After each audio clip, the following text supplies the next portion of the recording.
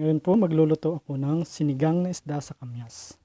Ang mga ingredients po natin, ginger, Kamias, mga 1 cup po siya. At yung ating onion, salt for the taste. At yung pong ating selena green, labanos, 1 peraso. At 1 tali na mustasa. At yung pong ating isda na kalahating kilo. Ang isda na to po, ang tawag dito ay malaguno.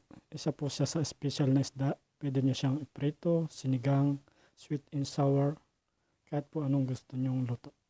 Magsisimula na tayong magluto. Sa isang kaldero po, nagpainit tayo ng tubig. Mga 1 liter po. Lalagay natin yung ating salt.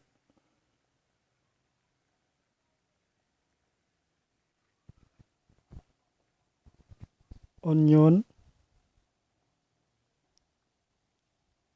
luya, at yung ating kamias at saka yung labanos. Lalagay po natin siya lahat.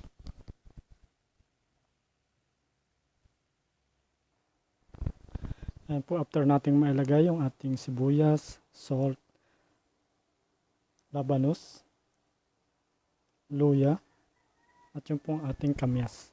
Pakukuluin lang po ulit natin hanggang sa maluto siya at ilalagay na natin yung ating isda.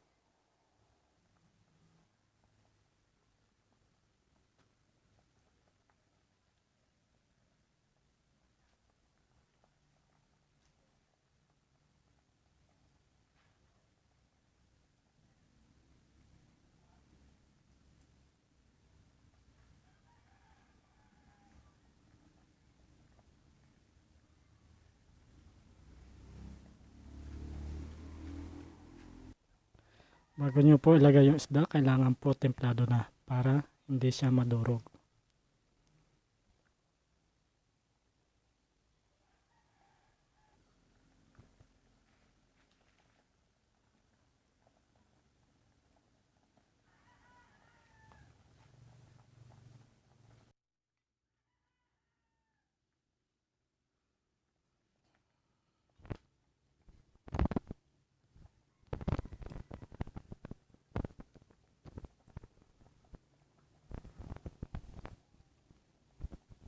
Ayan po, luto na ang ating sinigang na isda sa Kamias.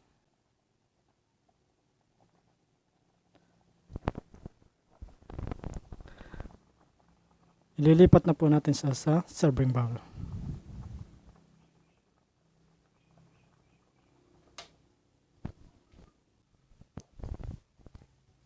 Ready to serve na po ang ating sinigang na isda sa Kamias.